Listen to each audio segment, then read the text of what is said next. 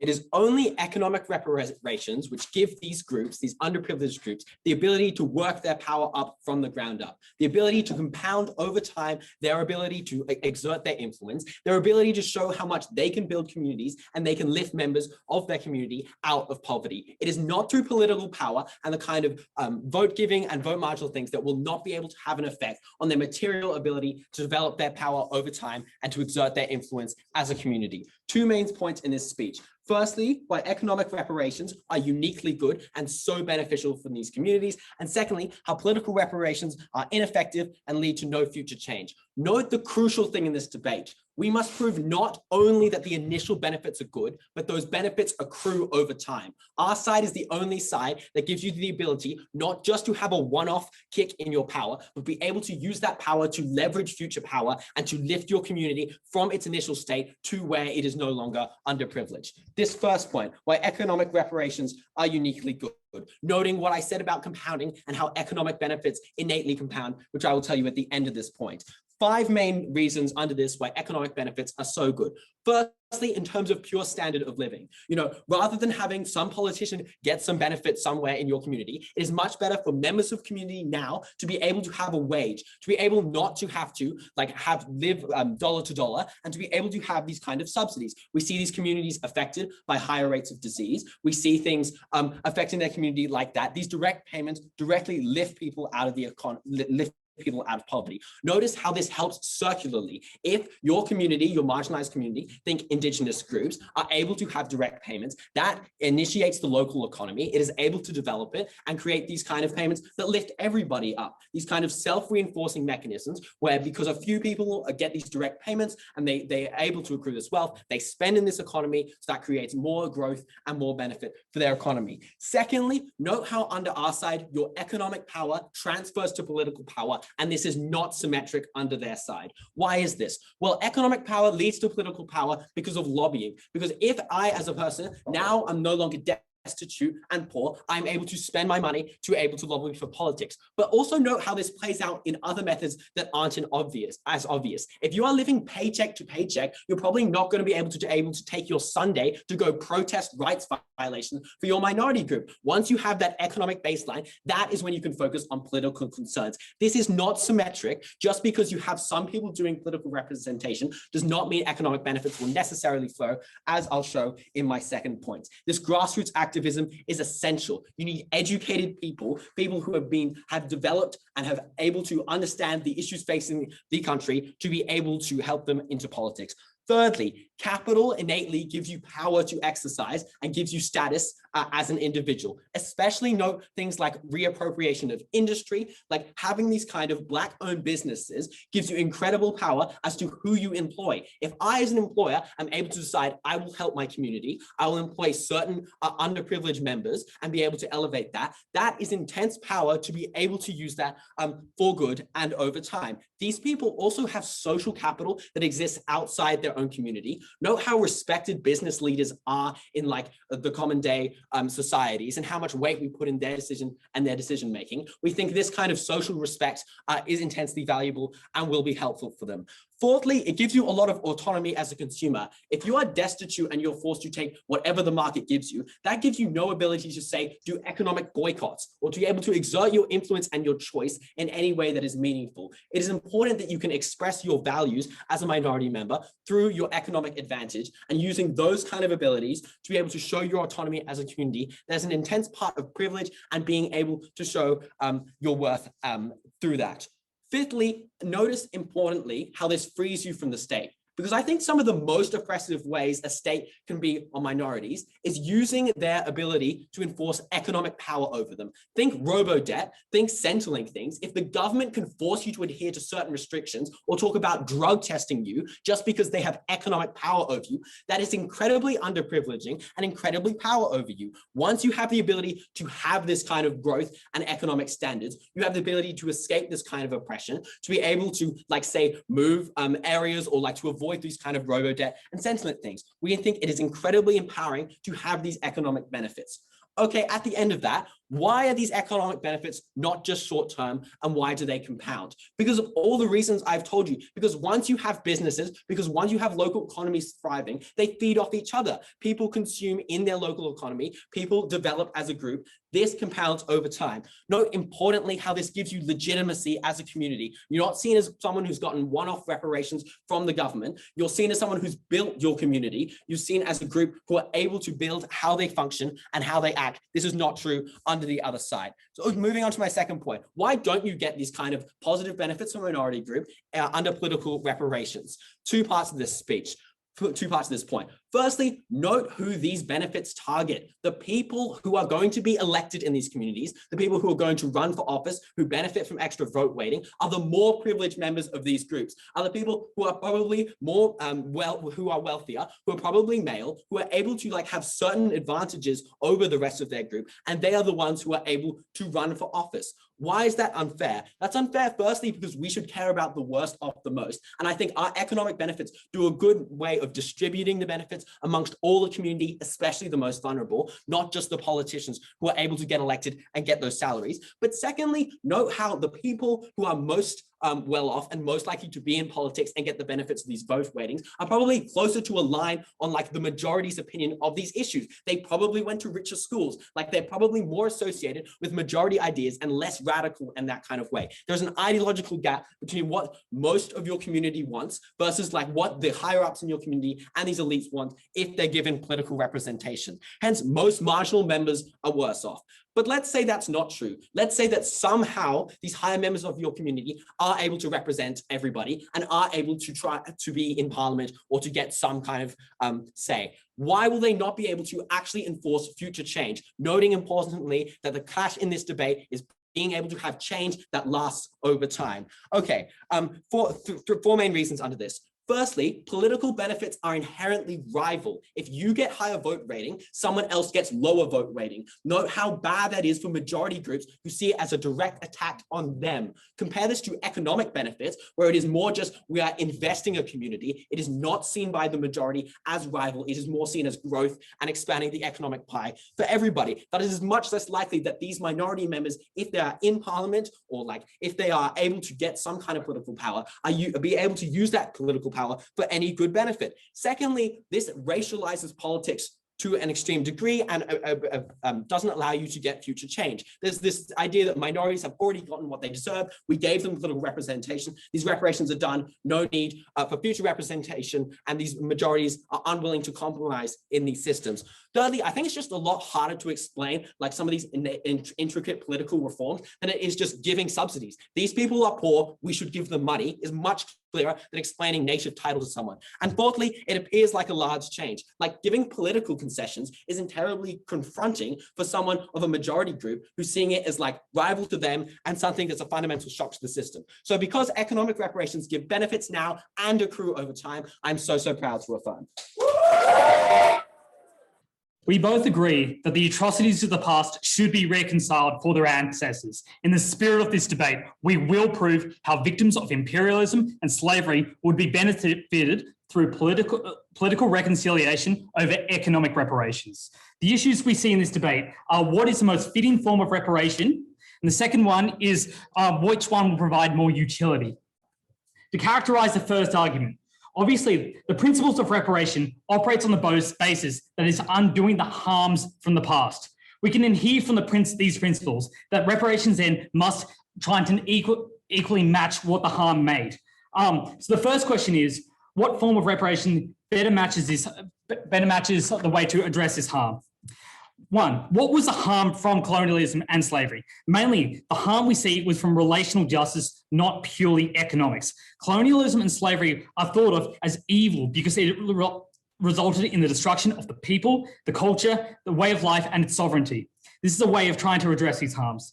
Therefore, the best reparations is not money, but that these people are seen as valid and they deserve a place in the modern world.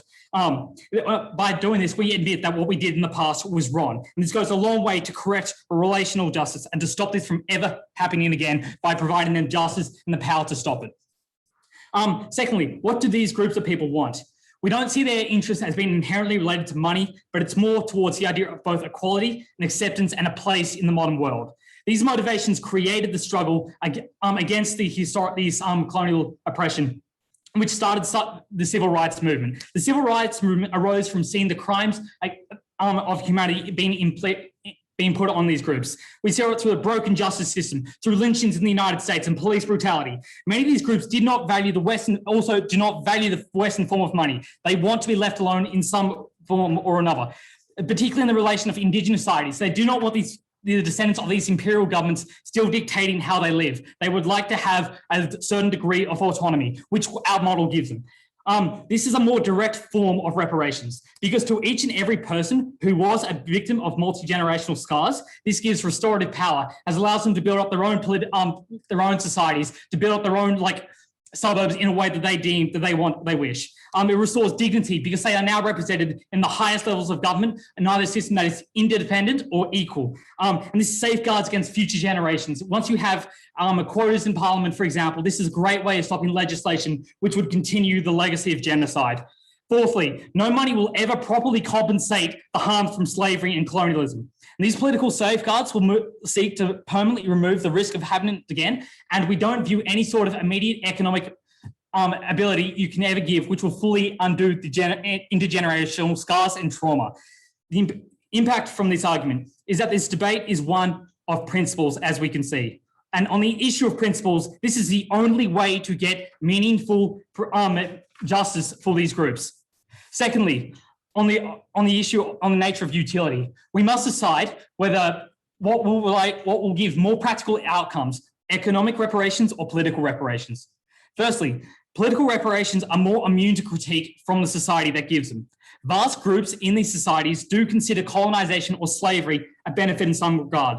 They might characterize it like this, that slavery brought African Americans to America, and why wouldn't they?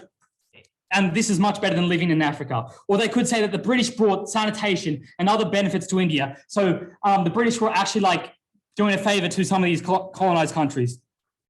The impacts of this are that it's the calculation of what is owed through economic debt is going to be very controversial in the societies which seeks to give these. One, because they will argue over the amount of money that is given. One, and that amount of money is kind of pointless in the long run, but it is also offensive to the idea of reparations at hand. Two, because the money received itself is insufficient, both in undoing the historic scars, and one, at what amount, how many dollars undoes your ancestors been in slavery for 300 years. So the idea of economic, and because the idea that we have to constantly debate what level is effective, we will see the true value of what should be given always pushed down. The second impact is that how this is better impactful in the long term. And if you enshrine power through the Constitution, through quotas, through autonomy, it makes us relatively immune to historical changes as history curves towards progressivism and helps keep in changes that help move forward civil rights.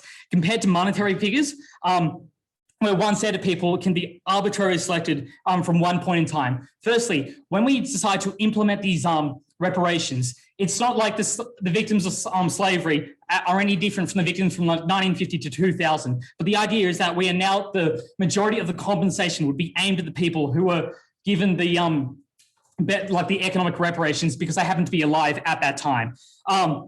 Thirdly, that monetary aid requires continuous aid of wealth. So the idea is that over time, any sort of short-term economic reparations will see a long-term movement towards the average. This is because these victimized communities often struggle to find ways to build intergenerational wealth because there is a lack of opportunity that does exist in these towns and in these systems. Even if they can move into build it, let's give them their best case, even if they can get their economic situation up to the level of the majority population in that country, they will still face those permanent political fights. Like a black person can get rich in the United States, but can they ever really achieve the same level of political security that the white man can?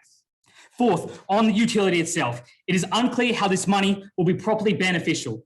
Yes, you can get certain material benefits. You can improve your things like where you live and maybe the clothes you wear. But the things we buy with money aren't always valued the same way as they are by these groups. Some of these Indigenous communities do want to have the ability to live on land and to pursue more traditional things, which is completely incompatible with the idea of giving them money. You'd have to give them the autonomy over those pieces of land that they were taken from to begin with.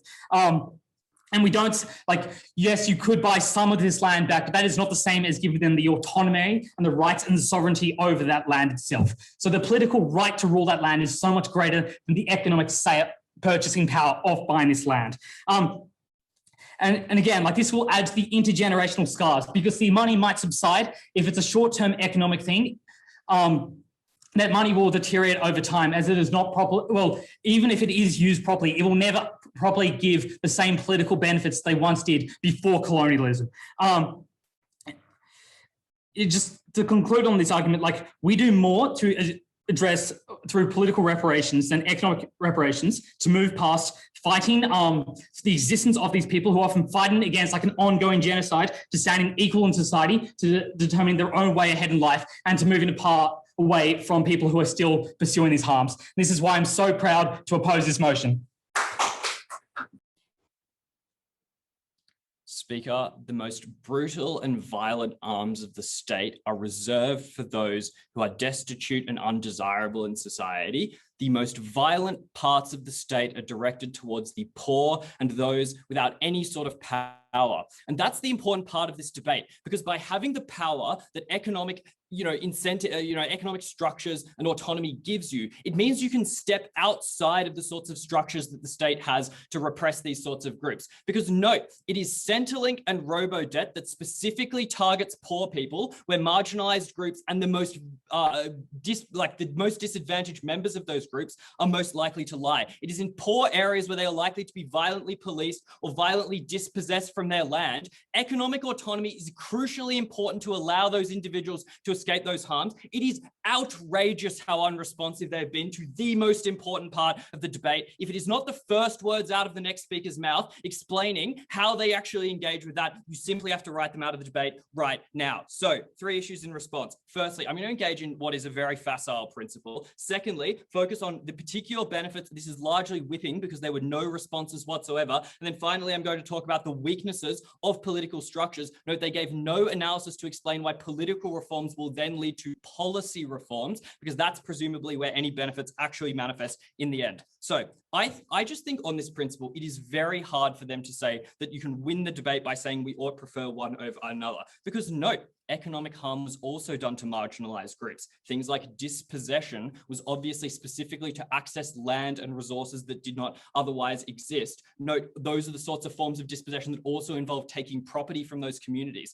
And you have to think about that, because the harms that exist today and the inequality that exists today is because those individuals in those communities never had any form of capital that over time accumulates into a significant degree of both power and wealth today. And so by stripping them of that hundreds of years ago, that is what entrenches them into that position now. Had they remained access and had they had that sort of economic autonomy, they would likely be far better off. And that's a better explainer of the disparities that exist within states, noting also that, the state, which is largely sort of Western institution, remains to exist here, tinkering around the edges to say that we would represent some groups slightly better in what is still a foreign imposition on them is actually kind of a bit of a piss-weak effort at dealing with it. We can at least make a major reparation, and in a way that rectifies an entire injustice rather than making one slightly worse. But again, note, these are just obviously interrelated issues, because both sides have argued that money equals power and power presumably leads to outcomes. So it is just, I think, a bit silly to suggest this debate can only be one on principle, because again, you need to note how it impacts these groups and how it impacts different members of those groups. Questions about, it's hard to calculate, presumably apply on both sides. What's the accurate percent of quotas to represent the genocide committed against Indigenous Australians? You just simply can't calculate it. I don't think that's a clear point that wins them this debate. So on the importance of economic benefits to these communities, on economic reparations, again, shockingly unresponsive to the 5 different ways in which it was beneficial that Ben gave you. The first thing is it obviously directly benefits their standard of living. Their counter assertion is to say, oh, but it's one off. Like, what about into the future? That ignores the nuanced economic analysis that he gave you, which is to say that obviously you give someone money now, and even if we're just talking about transfers of money, noting that the other parts of this topic also involve transfers of industry and capital and organizations, but even if it's just about money, spending that money once is a way to create local demand. It can also be used to invest in capital that allows for the pursuing of businesses. The surplus from that capital is the sort of thing that over time leads to the development of local economies. Because note, these people are likely to be spending in their local communities, both out of necessity and convenience, but likely also because, as Ben explained, you can, when you have that autonomy, direct it in ways that match your political ideologies. That's like the campaigns to buy from Black-owned businesses in the US. There are all sorts of forms, and that then entrenches over time, because in creating new businesses, you create new jobs, which is a new source of income for those groups that goes back into that community. That's how the circular flow in local economies works. And so it does entrench itself over time, even if you take the most reductive conception of what we're arguing for. The second benefit of money, it leads to direct political power. Obviously, the boring examples of that are like lobbying and donations. What we actually told you was more interesting in the building up of community organizations, and the money that can be funded into them allows communities themselves to address local issues. They can address local issues like missing infrastructure, or they can fix up community spaces, or they can deal with poverty and those sorts of things. They're really important, both because they are ways of directly dealing with issues, but also because they become the units of power that build up on top of each other. Those institutions are then able to lobby, or then able to carry power within those communities, or are then able to, campaign and direct power to help elect people in the future. The third thing, again, in the benefit of money, is that money takes the form of capital, and capital conveys its own forms of power because it allows you to invest it in the way that you see fit, in the way that you think will have the most benefit to it. So in some ways that might just be a direct economic return, but it could be that you invest in things, say Bruce Pascoe's investment into indigenous agriculture, a thing that has a belief of an economic return, but has a clear social investment associated with it. Capital is also widely regarded within society, and business owners are given social status. Obviously, that capital then becomes incredibly useful. The fourth thing is obviously consumer autonomy, and the point is that it allows people to express themselves in ways they otherwise couldn't, because it allows them to access the greater range of choices that exist within the market. They were just saying, you can't buy land. Obviously, actually, buying land is often the easiest way to do it, because taking land back, particularly from countries, is anathema in a capitalist system, but also in a particularly racist country like Australia. And so presumably, if they were saying they were going to take back wide swaths of land, that would be an insanely high capital investment. And you have to compare that to the way that individuals can make choices as to whether they want land, whether they want capital, or whether they want immediate benefits. And again, as I flagged in my introduction, all of this allows you to free yourself from the most oppressive arms in the state. What's clear then is obviously this is pretty clearly in people's interests, a remarkable suggestion from First Negative. But the second thing is obviously the benefits here are massive. They compound over time because, again, if your economic power both grows of its own accord and leads to political power, then that allows you to reclaim other parts of the state or reclaim other political benefits. And the final thing is also it allows you to change public images, because if communities can, say, deal with issues relating to crime, those are often the things that feed social attitudes that are particularly used to disempower those groups politically. So the conclusion there is that we are giving these communities a huge amount of benefit that they can decide how they want to use. What the comparative there is just, what does political reform actually achieve? Because again, we told you it leads to leaders who are probably going to be like Obama or Condoleezza Rice or someone like fucking Candace Owens, because they are obviously the people who are the most beneficiary of other structures of power, but they are located within things like ideological structures and social structures that mean they're not likely to act in the interests of the most marginalized members of the community. But let's say they were going to, is it really an effective thing to do? Because government systems have a huge amount of inertia to them. You cannot completely restructure a bureaucracy as a single member of parliament. It's very hard to justify those sorts of trade-offs when you get integrated into that sort of political machine. And lots of the changes simply won't work. Vote weighting doesn't matter in communities that either have high amounts of, marginalized groups within them or very small amount of them. And again, the final point that they need to respond to here is that perceptions of this sort of change are particularly hardful, because note the point here, the political reforms are the reparations. Every time after that, you need to re-justify to the public why you're making some sort of policy change. You cannot use the language of reparations. It is nigh on impossible to convince Australians that we ought to give money when it's not couched in that terms. Very, very proud to oppose. the problem in this debate was that the gun of the state was pointed at these communities and they needed protection, then the answer was not to give you the shield of money that allowed you to step out of the way of the problem. It was to let you be the hand that controlled that gun. And that was why it was control of the apparatus of the state through political reparations that was a sensible solution in this debate, and not economics that was a temporary salve that in the short term might provide some mitigation and alleviation of those problems, but did not in the long term provide the change that was necessary. And that is why side negative wins this debate. First thing I'm going to do is explain why none of the economic benefits that Callum and Ben say will in fact occur. Then I will explain to you why they are not sufficiently reparative, even if they did work. And finally, I'll respond to the stuff they say on politics. Firstly, on economics, they tell us, well, it will be good because we will give them money, and money is good because it gives you options. But we explain to you a series of reasons to believe that that money will not be a lot of money, right? It's a fact that there are lots of people across the Western world who say things like colonialism and slavery were good for the people who are harmed for it. Because on economic terms, an African American living in the United States has a better quality of life, has more money than one who remained in Africa. It's people who point to India and say, we brought sanitation, we brought systems of governments, we brought the English language, we made your country richer. Where is the economic harm? Point to it, and you cannot. It is people who say that it is my tax money, why should it be spent? When you instead reframe the debate around the relational injustice, there can be no denying it, right? Like no one can explain why slavery was okay on the grounds of the immorality and the stripping of dignity. No one can explain that, colonialism was okay, that the subjugation of a people, that removal of their identity, that the crushing of their will was something that was okay. So when the reparations are framed on those grounds, the rhetoric is more powerful, the resistance does not exist, and the change is far more.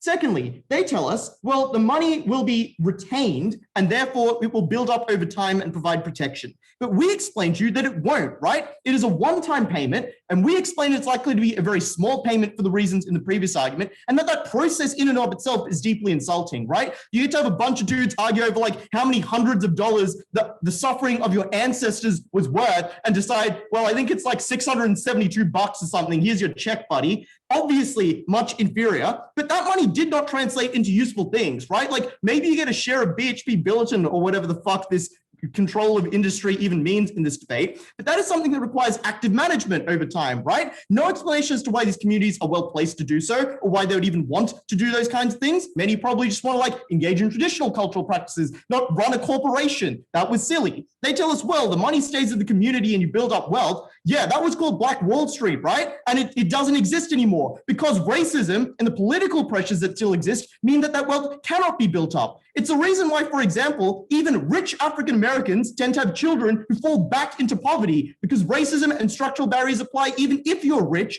and that wealth is not retained for all of those reasons. It is stripped away from you, and there is no explanation as to why it does stay in the community. But the third response was just that they don't even explain why, this money does translate into political power. Noting here that the fact that they spend so much time trying to explain why money equals political power and political protection from the state concedes it's politics that matters and not money, right?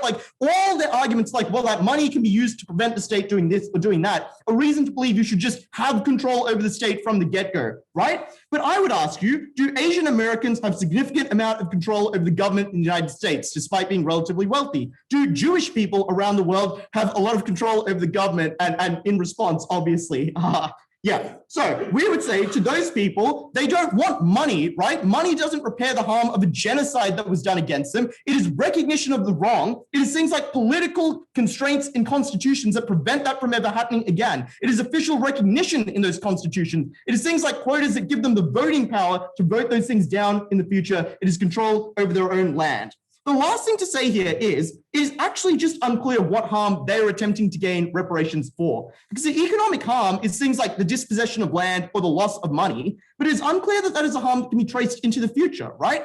Because between generations, there is no real moral claim to the inheritance of wealth. that it's kind of a random thing. Like just because you're born to someone, you inherit their wealth. They might not have given that wealth to you in the first place. They might have lost it gambling. It's unclear you can trace the loss of wealth at one point to the loss of wealth in the future. But what you can do is trace intergenerational trauma down the line. You can see that people are still affected by the scars of their ancestors having been desecrated. You can still see the scars of people who have grandparents who are victims of the Holocaust and remember what that was like, and it shapes them to this day. Those are things that can be reparated, and those are the things that we should focus on reparations to.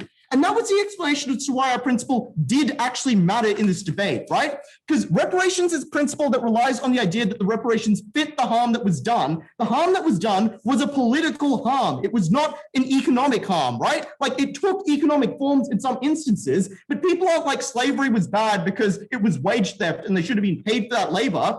Slavery was bad because you lost your dignity, your autonomy, your personhood. Those are political harms with political reparations and political consequences, which means that the only fitting solution here is political reparations. It was not enough to just be like, well, you know, money is kind of good. It did not fit the harm that occurred for all of those reasons, which is why that stuff must fall out. What do they say in response as to why like political reparations will not work? Firstly, they tell us, well, only privileged people benefit because privileged people are politicians. Firstly, a large number of the things we point to are things like official recognition of the wrongdoing and constitutional constraints on the arm of the state that they claim is the biggest harm. It's things like specifically writing into those constitutions, certain things cannot be enacted by parliament, or certain rights are enshrined, or certain types of legislation are off limits in ways that are enduring and everlasting in those states, that do not go away, that do not require continuous management, and that benefits everyone. But secondly, the idea that only privileged people could be politicians is just stupid, right? Like lots of activism occurs from the very poorest people, the most disaffected people. They are the ones who have the most to lose, and that is why they often do that grassroots activism that gets change. No explanation as to why once this quota exists, you'll be like, well, I guess I have to vote for Condoleezza Rice. No, you would vote for any of the people in your community who you thought you would do a better job. It gave the opportunity for that campaigning to occur. That was the reason that we got that change. The last thing they say here is like, well, land is expensive and people don't want it. You should give people money so that they can buy that land or not buy that land. One, that was only one of the many mechanisms we gave to you. But secondly, obviously, if people don't like the idea of giving up land because land is valuable, why would they want to sell that land to you? But secondly, why would they want to give you the tax money to be able to purchase that land in the first place? That also hurt their hip pocket. But more importantly, most of that land was stuff that wasn't wanted, right? Like in Australia, native title exists. Land has been given back. We would continue and expand those processes and do so in other countries. Often that land is not inhabited. That could be done very easily. And that was something that should be done easily. At the end of this debate, there is one simple question that you ought to ask yourself. When you think of the suffering of people who've gone through genocides, who've gone through colonialism, who've gone through slavery, do you think that that is a harm that money can reparate? Do you think that that is a harm that they would want money in order to reparate? Or do you think the damage that was done was something not to their economic prospects or their quality of life, but to the very core of their humanity, to who they are as a person, to their identification within a culture and to traditional practices and to who they are as a human being? And if that is the answer, then money could never win this debate. In the status quo, the thing that most substantially affects marginalized groups every day is their poverty. It is the fact that they are often destitute, that they struggle to feed their children and literally just survive.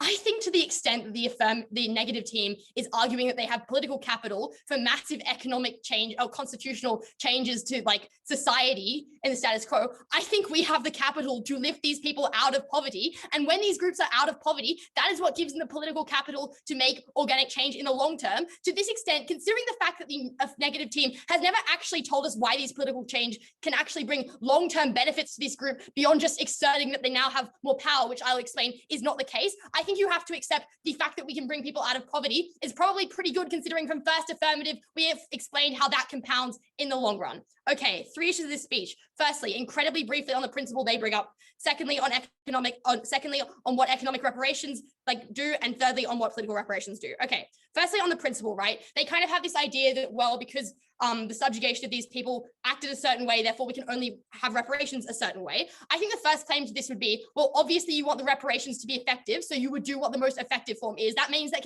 their principle is completely contingent on actually being effective in the long term. But the second thing is to say that economic harms to these people, like even if you buy their principle, right, you should buy that economic harms were equally important to these people, to the marginalized groups, in that that is what has been subjugating them for the 200 or 300 years since the initial terrible actions have occurred. And the third is to say that often these terrible actions were actually related to economic things in the first place. That is, Black people had their labor stolen from them. And that is literally what slavery was. So if you buy any of that principle, you have to buy that it also applies to economic reparations. Okay, secondly, on economic reparations and what their benefits are, let's talk about what their direct benefits are. Look, I kind of already dealt with my introduction, how their kind of not a lot of money argument doesn't really make sense. Like insofar as they want to claim that some people think that slavery is good and will make that argument, they will also make that argument in regards to big systemic changes that are often kind of more scary to people in power because they actively take things away from them. Okay, 5 direct benefits, a lot of which are unresponded to by the negative team. The first is that the direct standard of living is raised. That is actually being able to afford healthy food that gets you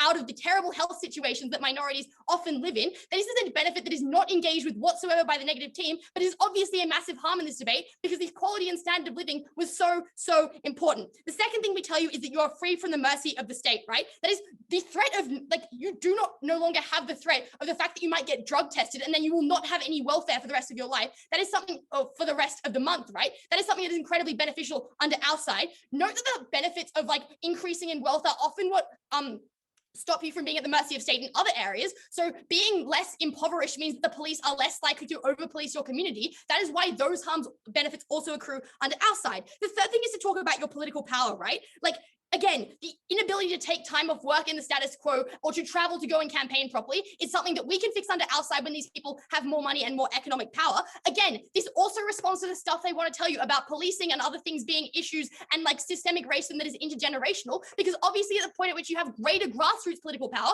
but even just the ability to lobby more, those things stop existing at the next generation. The fourth thing we tell you is about capital. That is Indigenous people being able to take back control of employment and counteract the racism that currently exists in the status quo. Like, that is massively important. And this compounds indisputably, right? Because when people own businesses or when they get employed, they accrue more benefits over time, unresponded to by the negative team. The final thing we tell you is about consumer autonomy, also unresponded to by the negative team. Look, their only responses to a lot of these, which obviously massively improve the standards of living amongst these people, and thus, you know, benefit them immensely, is to say that, well, some Indigenous people don't want money. Like, I think to the extent that we live in a capitalist society where you usually have to purchase food, I think most people in these historically marginalized groups would actually appreciate economic benefits to exist that they currently have to exist in this system, right? But also, presumably, if you were to buy that Indigenous people didn't want money, you could also presume that they didn't want quotas in a parliament system that they didn't agree with. So that argument defeats their own argument, right? Look, I've just given you 5 benefits of our worst case scenario, which is literally people just get direct money, but there were obvious other benefits in this debate through people owning, like through people being given back like industry and things like that, that just were not dealt with whatsoever by the negative team, right? Okay, so even if you believed their arguments about why political representation was good, which you shouldn't by the end of my speech, right? I think the first thing was to say was that the benefits of the economic things was that they went to individuals first. That is, you built these minority communities from the ground up and you didn't rely on the goodwill of the politicians and the people who might be resenting them to actually do their job properly and get changes. But the second thing is to say that these things got organic change on policy because it compounded overall, because you had more educated individuals who seemed more electable, or people just felt more empowered to go to the polls and vote in the first place, that they now understood the political system to a greater extent. So obviously under our side of the house, you were likely to get these flow-on effects that benefited these people politically, but also you just got better like quality of life in the first place, and that was incredibly important. Okay, like at the end of this, I'm telling you why economic benefits are exclusively good. You probably can't get them under our side, because let's look at political reparations, right? The first thing I want to talk about is whether political reparations help overall. The first thing I'm going to deal with here is like the fairly limited impact of them, right? That like responds to them being like, well, people, these things that are going to respond to the idea of fair, like the limited apparatus, right? I think literally the most fair quota of Indigenous people in Australian Parliament is still not something that even gives them the ability to hold the balance of power in most cases, let alone a meaningful interaction or ability to make policy to any greater extent than just using grassroots activism and having the ability to protest more in the first place, right? That's the same deal with vote weighting. Callum tells you how it absolutely doesn't benefit minorities when they are coalesced together in a geographically similar location, because that means that they already have the majority in those instances and they already have representatives, right? Okay. Noting that these things actually have a fairly limited impact to people being able to have influence, right? That means that you're probably not going to get the wide-reaching like policy changes that they want to tell you about, constitutional development, things like that, right? But the second thing let's talk about is who this flows disproportionately to and whether we're actually going to see the changes occurring in any circumstance, even the ones where they have a lot of political power, because we tell you that it flows disproportionately to the most privileged groups of society. They say this is stupid because activists exist, right? But I just think this analysis doesn't make sense for the same reason that currently Indigenous groups are not represented well in Parliament because they are less educated or they're perceived as less electable, right? Intersectionality therefore exists at the point at which you have quotas, right?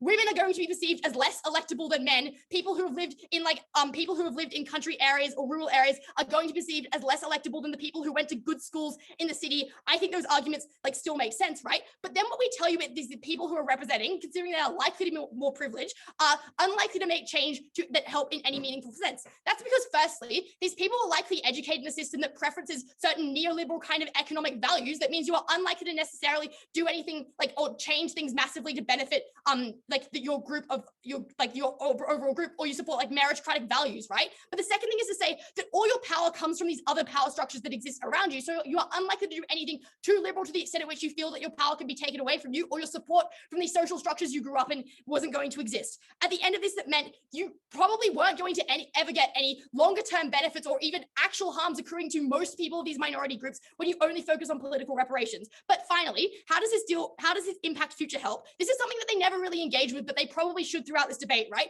Because what Callum tells you is that you can only use the restorative rhetoric of like reparations once. So even if you do get good changes under their side, you won't ever get them again. That's firstly because you have the appearance of power by the historically marginalized group. At the point at which you have a quota in Parliament, people think enough has been done and therefore are less likely to support economic reparations in the future. The second thing is to say that the things they want to tell you about are systemic changes, right? That means they already have a higher barrier to convincing people. But the third thing is to say they're more difficult to explain in the long run. So at the end of this, it's clear that political representation and reparations don't necessarily accrue any benefits, but they also harm your long-term ability to get things right. Economic benefits provided direct investment now. They were so much better, so proud to affirm. Speaker, there is a reason why the World Bank does not do the job of The Hague. It is because we recognize that some crimes cannot be remunerated with money. It is because they are so anathema to humanity itself that they defy economic evaluation and transcend the bounds of the system, which has perpetuated those very same crimes. And for AF to suggest that the ability to change the society that shackles these people who have fought tooth and nail for every scrap of their dignity they should have been given by birth, should be made to pay for these, should be paid for by these people, should be begged for by the murdered, enslaved, and scorned, instead of surrendered to them by the wrongdoer, is deeply horrific. We did not stand by making the victims of crimes against humanity pull themselves off their knees by their bootstraps, and that is why we conclusively win this debate.